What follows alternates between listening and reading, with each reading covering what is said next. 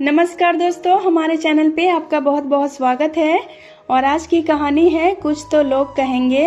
अंजलि गाना गुनगुनाते हुए घर में कदम रखती है। वो अपनी ही धुन में थी और जैसे ही हॉल में कदम रखा, देखा कुछ नए लोग बैठे हुए थे और उन्हें देखकर नमस्ते कर अपने कमरे में भाग गई। उसे समझ में नहीं आ रहा था कि ये लोग कौन है। उसने सोचा खैर कोई भी हो, उससे मुझे क्या। वह बाथरूम में हाथ पैर धोने चली गई। तभी बाहर से माँ की आवाज सुनाई देती है कि अंजलि, मैंने तुम्हारे लिए कपड़े निकाल कर रख दिए हैं, आते ही उन्हें पहनकर बाहर आ जाना। अंजलि बाहर आकर देखती है कि माँ ने अपनी सुंदर सी साड़ी निकाल कर रखी है। वैसे तो इस साड़ी को कभी हाथ भी नहीं लगाने देती थी, पर आज देखो वही साड़ी पहनने के लिए दे रही है। और फिर उसने अपनी माँ से पूछा, माँ आप तो आज बहुत खुश नजर आ रही हैं, आखिर बात क्या है। माँ ने कहा तू जल्दी से तैयार हो जा, बाहर वे लोग कब से तेरा इंतजार कर रहे हैं। तो अंजलि पूछती है कौन है वे लोग और मेरा इंतजार क्यों कर रहे हैं। तो माँ ने कहा कि वे लोग तुझे देखने आए हैं और ये बहुत अच्छे लोग हैं। उनका एक लड़का और एक लड़की है, बस बहुत छोटा सा परिवार है। पिता अभी नौकरी कर रहे हैं, लड़की पढ़ रही है और लड़का बैंक में मैनेजर है। और क्या चाहिए, तेरी मौसी ने भेजा है यह रिश्ता। उनके ही गांव के लोग हैं, बहुत ही अच्छा और इज्जतदार परिवार है। तो अंजलि कहती है माँ अभी मेरी पढ़ाई भी पूरी नहीं हुई है और 1 साल के बाद मुझे डिग्री मिल जाएगी। मैं अपनी पढ़ाई के बाद ही शादी करूंगी। माँ ने कहा कि देख ले, रिश्ता जम गई तो होगी, नहीं तो नहीं। पर मेरे और तुम्हारे पिताजी की सोच है कि अगर घर बैठे बिठाए इतना अच्छा रिश्ता आया है तो उसे क्यों छोड़ना। वे लोग भी पढ़े लिखे हैं और उनकी बेटी भी पढ़ रही है, तो तुम्हारी पढ़ाई भी वो जरूर पूरी करवा देंगे। और फिर अंजलि तैयार होकर उनके पास गई। उन्हें अंजलि बहुत पसंद आई। फिर क्या, अंजलि की पढ़ाई और उसकी नाराजगी को ताक पर रखकर बहुत सारा दहेज देकर अंजलि का विवाह पंकज के साथ कर दिया गया और उसे ससुराल विदा करके दोनों माता पिता बहुत खुश थे कि उन्होंने अपने जिगर के टुकड़े को बहुत ही अच्छे लड़के के हाथ में सौंपा है और अब वह उस घर में राज करेगी। क्योंकि पंकज के माता पिता गुजरात में रहते थे और पंकज जयपुर में रहता था। अंजलि शादी के बाद गुजरात गई और सारे रीति रिवाजों और रस्मों के बाद सास सुमित्रा अंजलि और पंकज के साथ जयपुर आई और उनकी गृहस्थी जमाने के लिए 4-5 दिन साथ रहकर वापस चली गई। क्योंकि वहाँ बिन ब्याही लड़की पूनम और उसके पति अकेले थे, इसलिए उनकी अपनी जिम्मेदारियां भी थी। और सास जाते जाते अंजलि को बताया कि पंकज को नाक पर गुस्सा रहता है, उसे किसी तरह से हैंडल कर लिया तो बस तेरी जिंदगी बन जाएगी। सासू माँ के जाते ही अंजलि को लगा अब यह घर मेरे और मेरे पति का है, इसलिए किसी बात का डर नहीं है। और यह सोचकर ही उसका रोम रोम खिल उठा। शाम को अंजलि ने अच्छे से खाना बनाया और खुद भी तैयार होकर पंकज का इंतजार करने लगी। पंकज आया और उसकी तरफ बिना देखे ही कमरे में चला गया और नहा धोकर रेडी होकर टेबल पर खाना खाने के लिए बैठ गया। पर थाली में परोसे गए सब्जी को देखकर उसका गुस्सा 7वें आसमान पर पहुंच गया और फिर उसने थाली उठाया और पटकते हुए चिल्लाया कि यह क्या सब्जी है। तुम्हें मालूम होना चाहिए कि मुझे भिंडी से नफरत है और तुम्हारी हिम्मत कैसे हुई घर में भिंडी लाने की और बनाने की। अंजलि को कुछ समझ में नहीं आ रहा था कि आखिर उसकी गलती क्या है। उस रात पंकज ने उसकी खूब पिटाई की और कहा अगली बार याद रखना कि इस घर में मेरी पसंद का ही खाना बनेगा। अंजलि के लिए यह सब एकदम नया था, क्योंकि माँ के घर में उसके साथ ऐसा व्यवहार कभी किसी ने नहीं किया था। और फिर पंकज के ऑफिस जाते ही उसने अपना बैग पैक किया और माँ के घर चल दी, क्योंकि उसके माँ पिताजी वहीं पास में ही रहते थे। और अंजलि को सूटकेस के साथ देखते ही माता पिता को लगा कि कुछ गड़बड़ है। अंजलि आते ही अपने कमरे में चली जाती है। अंजलि के पिता प्रमोद जी ने माँ से कहा, देख कविता, किसी भी तरह से अंजलि से पूछताछ कर और पता लगा कि बात क्या है, क्योंकि आस पड़ोस में पता चल गया तो बहुत बदनामी होगी। और इतना दहेज देकर ब्याह किया है हमने, उसका लोन भी अभी तक चुकता नहीं हुआ है और यह वापस आ गई। माँ की भी यही सोच थी। उन्होंने कहा आप चिंता मत कीजिए, मैं उससे बात करूंगी। और फिर अंजलि की माँ कविता अंजलि के कमरे में जाती है और बहुत पूछने पर उसने बताया कि सिर्फ भिंडी की सब्जी बनाई थी, उसके लिए उसने मुझे बहुत पीटा, इसलिए अब मैं वहाँ नहीं जाऊंगी। और यह क्या बात हुई, मुझे सपना आया था क्या कि उन्हें क्या पसंद है और क्या नहीं। पहली बार पत्नी ने बनाया है तो खा लेते और बताते कि अगली बार से नहीं बनाना, उन्हें सिर्फ अपनी मर्जी ही चलानी है। मैं नहीं जाऊंगी कह देती हूँ, कल से मैं कॉलेज चली जाऊंगी और अपनी डिग्री पूरी करूंगी। माँ ने बस अंजलि की बात सुना लेकिन कहा कुछ भी नहीं। खाने की टेबल पर माता पिता दोनों ने उसे समझाया कि ऐसा नहीं होता है, कभी कभी कुछ लड़के गुस्से में ऐसा करते हैं, बाद में देखना वह खुद ही आएगा तुम्हें ले जाने के लिए। कितने दिन मायके में रहोगी, 2-4 दिन बाद से ही लोगों की बातें शुरू हो जाएगी। इधर पिता ने पंकज को फोन किया और उसकी सारी गलत इल्जामों को सुना जो उसने उनकी बेटी पर लगाया, फिर उससे माफी भी मांग ली और दूसरे दिन उसे घर भी बुलाया ताकि अंजलि को वह वापस घर ले जा सके और आस पड़ोस के लोग भी देख सके कि दामाद आकर बेटी को अपने साथ लेकर जा रहे हैं। और पंकज को आया देख अंजलि बहुत खुश हो गई कि उसे उसकी फिक्र है, क्योंकि अंजलि को मालूम नहीं था कि उसके पिता ने उसे बुलाया है। अंजलि पति के साथ अपने घर चली गई और फिर माता पिता ने चैन की सांस ली कि चलो आई बला टल गई। अंजलि को गए हुए 15 दिन हो गया था। माता पिता ने सोचा हमारी सीख काम आ गई है, अब वह पंकज के साथ सेटल हो गई है, चलो देर आए दुरुस्त आए। उन लोगों ने अभी तक पूरी तरह से सांस भी नहीं ली थी कि सुबह सुबह मिसेस शर्मा जी की बुलंद आवाज सुनाई दी, अरे अंजलि तुम फिर से मायके आ गई, ससुराल में दिल नहीं लग रहा है क्या? कविता और प्रमोद भागकर बाहर आए तो देखा अंजलि फिर से अटैची लेकर अंदर आ रही थी और ये सब देखकर वो मन में सोचने लगे, हे भगवान, इस शर्मा की नजर पड़ी मतलब पूरे मोहल्ले में ढिंढोरा पीट देगी। अंजलि ने देखा माता पिता दोनों ही खोए हुए थे, दोनों में से किसी ने भी उसका हालचाल जानने की कोशिश नहीं की, इसलिए वह सीधे अपने कमरे में चली गई और अंदर से दरवाजा बंद कर लिया। दरवाजा के बंद होने की आवाज से माता पिता को होश आया। अंजलि अंजलि कहकर पुकारा और दरवाजा खोलने के लिए कहा, पर अंजलि ने कहा मैं थोड़ी देर अकेले रहना चाहती हूँ। अंजलि ने आंखें बंद कर ली और अपने पलंग पर लेट गई। उसकी आंखों से आंसू झरझर बह रहे थे।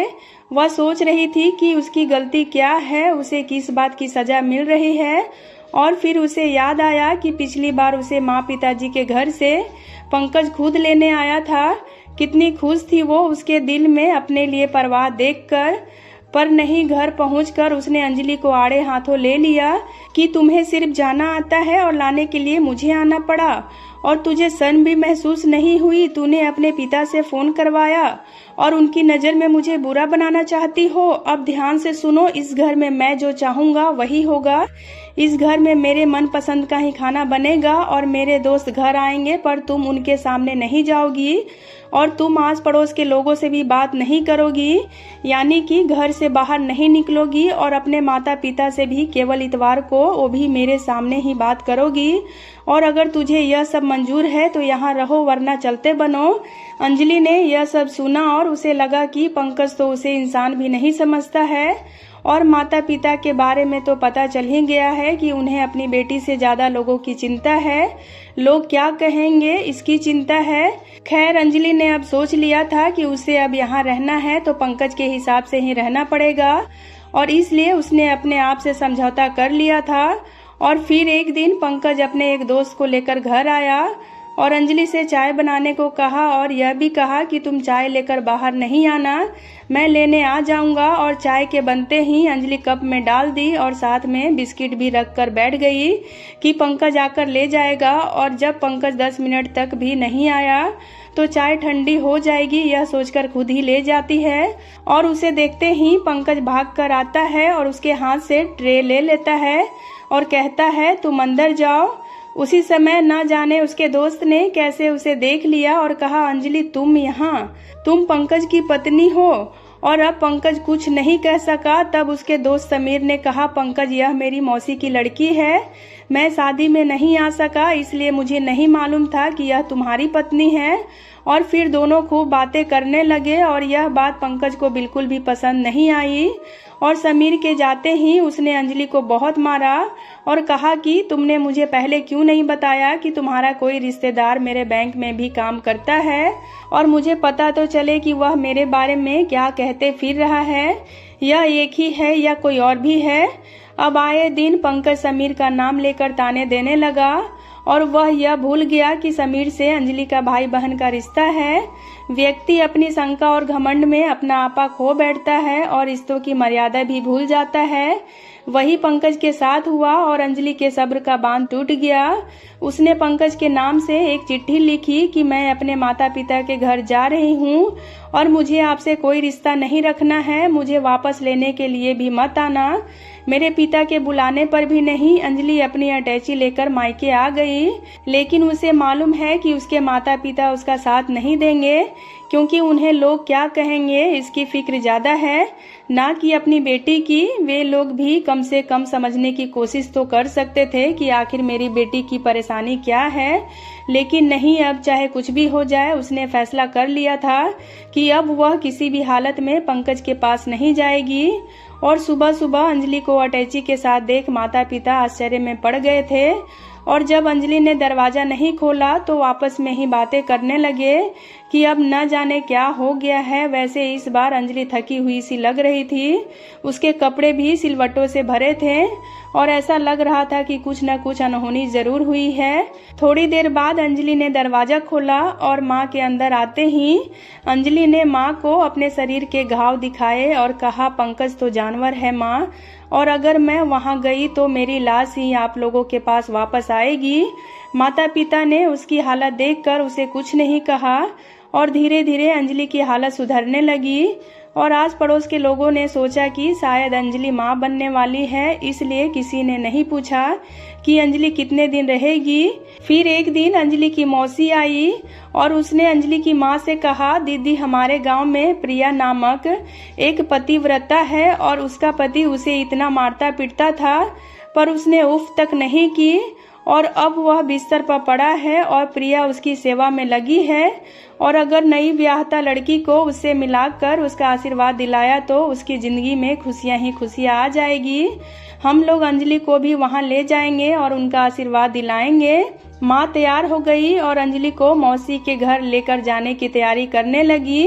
अंजलि ने पूछा भी नहीं कि हम क्यों जा रहे हैं, क्योंकि उसे भी लगा कि चलो थोड़ा घूम कर आती हूँ। फिर कॉलेज खुल गई तो कहीं भी नहीं जा सकूंगी। गांव में पहुंचकर हाथ मुंह धोकर माँ और मौसी अंजलि को लेकर प्रिया के घर पहुंच जाते हैं। प्रिया बहुत सुंदर लग रही थी और उसे देखते ही अंजलि को अपनापन महसूस हुआ। मौसी उससे अकेले में बात करती है। दोनों कमरे में आते हैं और मौसी बताती है कि उसके पति कैसे थे और उन्होंने कैसे सब कुछ सहा है। यह सब सुनकर अंजलि को समझ में आ गया कि माँ और मौसी उसे यहाँ क्यों लाए हैं और दूसरों के सामने अपनों के लिए क्या कहें। प्रिया ने कहा, मैं अंजलि से अकेले में बात करना चाहती हूँ। अंजलि अधमने मन से उनके पीछे जाती हैं। प्रिया ने कहा, अंजलि अपनी पढ़ाई पूरी करके अपने पैरों पर खड़ी हो जा। मुझे मेरे माता पिता का साथ नहीं मिला और लोग क्या कहेंगे कहते हुए मुझे इस दरिंदे के घर में उसके साथ रहने के लिए मजबूर कर दिया गया और आज भी मुझे चैन नहीं है। पलंग पर पड़े पड़े ही यह मुझे सताता रहता है और कोई ऑप्शन ना होने के कारण ही मैं यह सब सह रही हूँ। तुम पढ़ी लिखी हो, घर वालों और लोगों की परवाह ना करते हुए आगे की पढ़ाई पूरी करो और अपनी जिंदगी बनाओ। और लोगों का क्या है, उनका तो काम ही है कहना। और फिर ऑल दी बेस्ट अंजलि कहते हुए उसकी आंखों में आंसू आ गए। उसका पति गंदी सी गाली देते हुए उसे बुलाता है और अपने चेहरे पर हंसी लाते हुए वह अपने पति की सेवा करने चली जाती है। अंजलि और उसकी माँ मौसी के घर आ जाते हैं और उन्होंने अंजलि को चुप देखा तो लगा कि प्रिया की बातों का असर हो रहा है और ये सोचकर दोनों खुश हो गए। और फिर दूसरे दिन माँ और अंजलि अपने घर वापस आ जाते हैं। अंजलि ने किसी से बात नहीं किया। 2-3 दिन बाद अंजलि अपना सामान पैक करने लगी। माँ ने सोचा ससुराल जाने के लिए तैयार हो रही है और ये देखकर उसके माता पिता दोनों बहुत खुश हो गए। अंजलि ने अपने माता पिता के पैर छुए और कहा, आप दोनों मुझे माफ कर दीजिए। मैं हॉस्टल में रहने जा रही हूँ, वहीं रहकर अपनी पढ़ाई पूरी करूँगी। जब आप लोगों को लगे कि लोगों की नहीं बल्कि आपको अपनी बेटी की सलामती ज़्यादा ज़रूरी है तो मुझे बुला लीजिएगा और तब मैं आप लोगों के पास रहने आ जाऊंगी। और एक बात मैं आपसे कहती हूँ कि लोग तो कुछ भी कह सकते हैं, उनका काम ही है कहना, लेकिन बच्चे तो माँ बाप पर विश्वास करते हैं और उनका साथ चाहते हैं। अगर आप लोग सहारा नहीं देंगे तो हम लड़कियों का सहारा कौन बनेगा। मैं प्रिया बनकर नहीं जीना चाहती, मुझे अपना रास्ता चुनना आता है, क्योंकि मैं आज की लड़की हूँ, लोगों की प्रेरणा, और मैं प्रिया नहीं बनना चाहती हूँ।